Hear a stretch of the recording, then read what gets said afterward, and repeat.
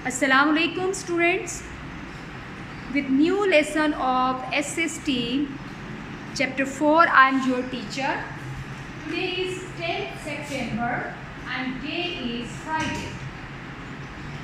We learn more about climate change. In last lesson we learned what is climate. First we learned what is climate. ठीक है, तो हम previous lesson को पहले revise करते हैं और फिर हम नेक्स्ट लेसन पे जो है मूव ऑन होंगे। जी बेटे, आप में से कौन बताएगा? अहमद बेटे, अहमद शकील आप बताइए कि व्हाट इज़ क्लाइमेट। हम क्लाइमेट चेंज पढ़ रहे हैं ना। What is climate? Very good. Climate is weather for a long period. ठीक है, weather for long period. Now next is what is weather. अब weather क्या चीज़ है? Weather is day to day atmospheric condition. अब next question है what is atmospheric condition. ठीक है, climate से हमें weather लफ्ज़ पता चला। अब हम weather को देखते हैं। वेदर से फिर हमें एक नया लफ्ज़ पता चला, एटमॉस्फेयर। वेदर, वेदर क्या है? डे टू डे रोज़ाना की जो एटमॉस्फेरिक कंडीशंस हैं they are known as day to day atmospheric conditions. Now what is atmosphere?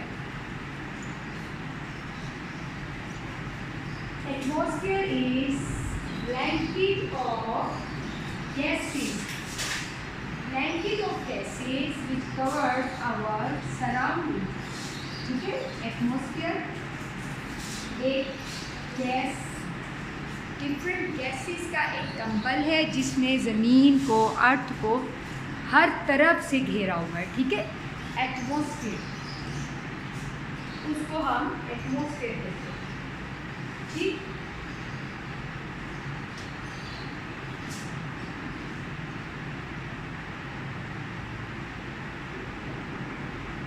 Atmosphere blanket of gases.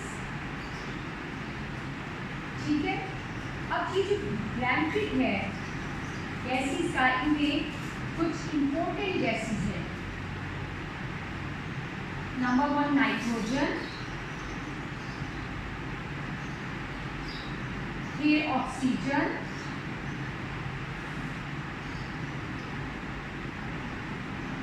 Then is carbon dioxide, जिसको हम CO2 लिखते हैं। हर गैस का अपना एक फंक्शन है, एक ख़ास काम है जो कि वो करती है। जैसे नाइट्रोजन सॉइल फर्टिलिटी के लिए इम्पोर्टेंट है, ऑक्सीजन हमारी ब्रीदिंग के लिए इम्पोर्टेंट है, वो इनहेल ऑक्सीजन, और हम कार्बन डाइऑक्साइड एक्सहेल करते हैं, बाहर निकालते हैं जब हम सांस लेते हैं। ठीक है, और ये जो कार्बन डाइऑक्साइड है बेटे, ये सन रेज की हीट को एब्जॉर्ब करती है। जो एटमॉस्फेयर में कार्बन डाइऑक्साइड है वो धूप की हरारत को एब्जॉर्ब करके हमारे प्लेनेट को गर्म रखती है दिन के बाद, और रात के वक्त जो है इस हीट को रिलीज़ कर देते हैं, जिससे रात ठंडी हो जाती है। लेकिन इंसानों की मुख्तलिफ एक्टिविटीज़ की वजह से ये जो कार्बन डाइऑक्साइड है ये अपनी इसकी जो नॉर्मल जो नेचुरल रेट ऑफ क्वांटिटी है वो इंक्रीज हो गई है। अब इंसानों की वो कौन सी एक्टिविटीज़ हैं? We human beings are burning fossil fuels. We are having machines like ACs, refrigerators, etc. जिसकी वजह से कार्बन डाइऑक्साइड की अमाउंट इंक्रीज़ हो रही है, और वो जो अमाउंट इंक्रीज़ हो रही है तो वो हीट ज़्यादा ट्रैप करता है। जब वो ज़्यादा हीट ट्रैप करती है तो फिर रात को उस तरह ठंडक नहीं होती जिस तरह के पहले होती थी। तो ये जो चेंज है इसको हम क्लाइमेट चेंज कहते हैं। क्लाइमेट चेंज नेचुरली भी चेंज होती है, लेकिन बहुत सालों में। Climate get changed naturally gradually over the period of time, long period of time, maybe 100 years, hundreds of years। लेकिन इंसानों की एक्टिविटीज़ की वजह से ज़्यादा तेज़ी से चेंज हो रहा है, ठीक है। और जो अर्थ है इट्स गेटिंग वार्मर, ठीक है। और फिर हमने लास्ट चैप्टर में, लास्ट लेसन में हमने ग्रीन हाउस इफ़ेक्ट भी पढ़ा था। आज जो हम पढ़ेंगे वो ये है what might happen if earth gets warmer. अगर जो टेम्परेचर बढ़ रहा है ये बढ़ता जाए, काफ़ी वार्मर हो जाएगा, तो क्या होगा, क्या हो सकता है? आप नजर गए जी अब्दुल्ला बेटे, आप बताइए क्या हो सकता है? अयान बेटे, if earth get warmer what might happen, क्या हो सकता है? If the earth get warmer,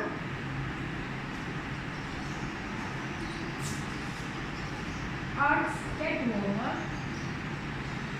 or gets warmer, what might happen?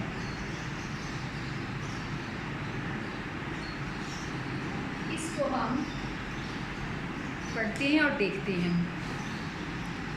अगर अर्थ का टेम्परेचर बढ़ता जाएगा तो क्या होगा? Climate all over the world will change. और उससे क्या होगा? टेम्परेचर ज़्यादा हो जाएगा, जो आइस कैप्स हैं वो मेल्ट होने लग जाएंगी। मेल्ट होंगी तो क्या होगा? सी लेवल हाई होगा। सी लेवल हाई होगा तो क्या होगा? जो लो ग्राउंड्स हैं, places that are on low ground such as Karachi will be under water, ठीक है। अब हम की बुक से देखते हैं। What might happen if earth gets warmer? If human being keep on producing too much carbon dioxide, the Earth's temperature will keep rising. This means the climate all over the world will change. Scientists think that if the Earth warms up too much, the polar ice caps will melt.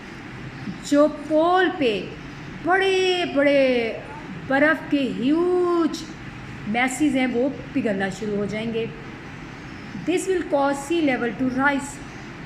If sea level rises, places that are on low ground such as Karachi will be under water, तो यहाँ पे पानी आ जाएगा और जो लोग हैं they will have to leave. और आपको पता है पूरी दुनिया में सबसे ज़्यादा मोस्ट पॉपुलेटेड जगह कौन सी हैं? अलोंग द कोस्ट, ठीक है, सीज के अलोंग है। तो क्या होगा? The people will have to leave their homes and find their places, other places to live. Business and farm would be flooded too. And another thing that might happen is that some places will become deserts. This mean that there will be fewer places for people to live and grow their crops. यानी इंसानों के रहने के काबिल जगह जो है वो कमतर होती जाएंगी। जो लो लैंड है वहाँ पे पानी आ जाएगा, और जो लो लैंड नहीं है वहाँ पे क्लाइमेट चेंज की वजह से जो है वहाँ पे फसलें उगाने के लिए वो जो है those places would not be suitable for crops growing, ठीक है। Now climate change and Pakistan. हम देखते हैं कि जो क्लाइमेट चेंज हो रहा है या हो सकता है इसका पाकिस्तान में क्या इफेक्ट आ सकता है या आया है, ठीक है। So climate change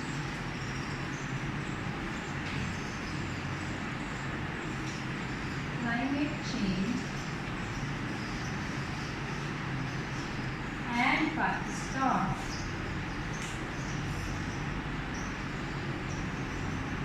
इसमें हम सबसे पहले फ्लड के बारे में पढ़ेंगे।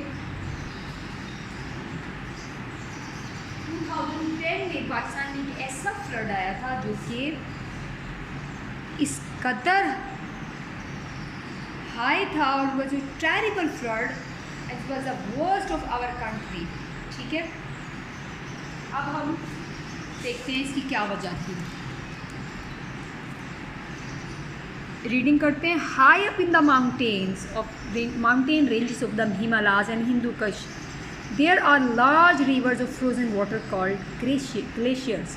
पाकिस्तान के नॉर्थ में आइस के बड़े बड़े जो है रिवर्स हैं, ठीक है। आइस ग्लेशियर बेसिकली किसको कहते हैं? ह्यूज आइस मैसेस को। During summer these glaciers melt a little and water flows down the mountain into rivers. This is quite normal because it helps us to have water during summer when it is needed in fields. We supply that water. लेकिन 2010 में normal से ज़्यादा पानी आया और उससे ऐसा एक that was a flood which was worst of our country. Many scientists believe that heavier rain and increased glacier melt is due to climate change. ठीक है, इस रिवर के दौरान यू कैन सी कि कैसे लोगों के जो घर हैं वो पानी में डूबे हुए हैं। फिर जब फ्लड वापस गया तो आप ये देखें कैसे डिस्ट्रक्शन हुई, ठीक है। तो पाकिस्तान में रिसेंट पास्ट में एक वर्स्ट फ्लड हिट किया because of this climate change. एक तो फ्लड हमने पढ़ा, next is drought. Drought means a long period without rain. अब क्या हो रहा है, कहीं तो बहुत पानी आ रहा है जहाँ पे नहीं चाहिए, और जहाँ पानी चाहिए वहाँ लंबे लंबे अरसे तक बारिश नहीं हो रही। तो ये जो कंडीशन है this is known as the drought. Pakistan flood को भी फेस किया पाकिस्तान ने और ड्राउट को भी कर रहा है, ठीक है। Now drought is a long period without rain. In 2011, large area of Sindh province experienced a long drought. Farmers found it hard to grow crops and people had little water to drink. किसानों के लिए फसलें उगाना और लोगों के लिए अपनी पानी पीने की जो बुनियादी ज़रूरियात है पूरा करना मुश्किल हो गया था। Drought is common in Pakistan, but in recent years the droughts are getting longer. ठीक है, ड्राउट पाकिस्तान में होते हैं, मतलब कि लंबे अरसे तक बारिश नहीं होती, लेकिन अब बहुत ज़्यादा लंबे अरसे तक बारिश नहीं होती। In third region, for example, drought use to come every 3 years and last for years। Thar में ड्राउट होता था, क्या होता था, 3 साल के बाद 1 साल के लिए बारिश नहीं होती थी। लेकिन अब क्या हो रहा है, अब 3 साल तक बारिश नहीं होती और सिर्फ 1 साल के लिए बारिश होती है, ठीक है। So these are floods and the droughts result of climate change. अब जो हम टॉपिक पढ़ने लगे हैं वो सबसे इंटरेस्टिंग एंड इम्पोर्टेंट है, वो है what can I do to stop climate change. हम जो आप छोटे बच्चे हैं, आप या हम बड़े, इस क्लाइमेट चेंज को which is not natural, which is because of our human activities, हम इसको कैसे स्टॉप कर सकते हैं, ठीक है। आप इसको गौर से समझें और आपने भी इस पर अमल करना है, कंट्रीब्यूट करना है। Number 1, use topic is stop climate change.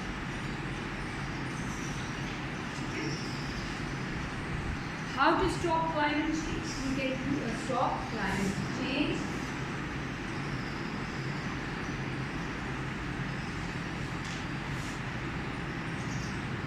Number 1, use less cars. हमने पढ़ा है कि क्लाइमेट चेंज जो है वो फॉसल फ्यूल बर्निंग की वजह से भी हो रहा है। यूज लेस कार्स, और फॉसल फ्यूल कहाँ यूज होता है, ऑटोमोबाइल में, cars, buses, motor bikes, trucks. तो अगर हम लेस कार यूज़ करेंगे तो हम लेस फॉसिल फ्यूल बर्न करेंगे और उससे क्या होगा, less climate change, chances for less climate change. अब यूज़ लेस कार का मतलब है कि आप अपनी मूवमेंट के लिए कुछ और दूसरी चीज़ें, साइकिल इस्तेमाल कर सकते हैं, आप वॉक कर सकते हैं, ठीक है। Then is 3 R's। 3 R means 3 R's. इसका मतलब है reduce, recycle and reuse.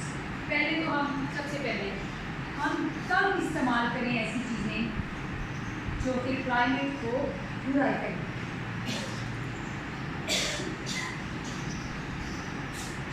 Reduce करें, ठीक है।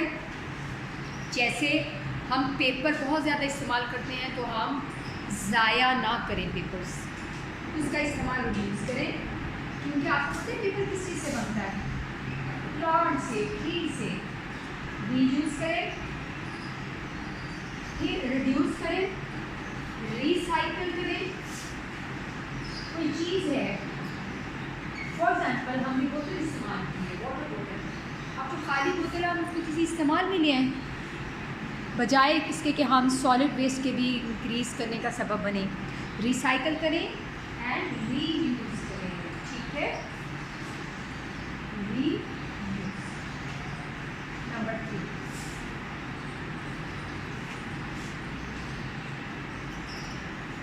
Plant tree. हमें चाहिए कि जहाँ भी पॉसिबल हो हमें ट्रीज प्लांट करें, प्लांट ट्रीज, ठीक है। नंबर 4, आई होप कि आपको अपने करने के काम भी मिल रहे हैं। आप छोटे बच्चे हैं तो आप भी ये कर सकते हैं। आपने घर के नज़दीक पार्क पे जाना है तो डोंट आस्क योर फादर और मदर और someone elder drop you, rather walk there, ठीक है। 3 R's, reduce, recycle and reuse. Then is plant trees. दरख्त लगाएं, जहाँ भी आप लगा सकते हो, जहाँ आपको जगह मिले आप उसका अच्छा इस्तेमाल करें और वहाँ पे प्लांट लगाएं। टर्न डाउन एसीज़, जो एयर कंडीशनर है इसका इस्तेमाल करें, ठीक है। Turn down air conditioner. Then 5th one,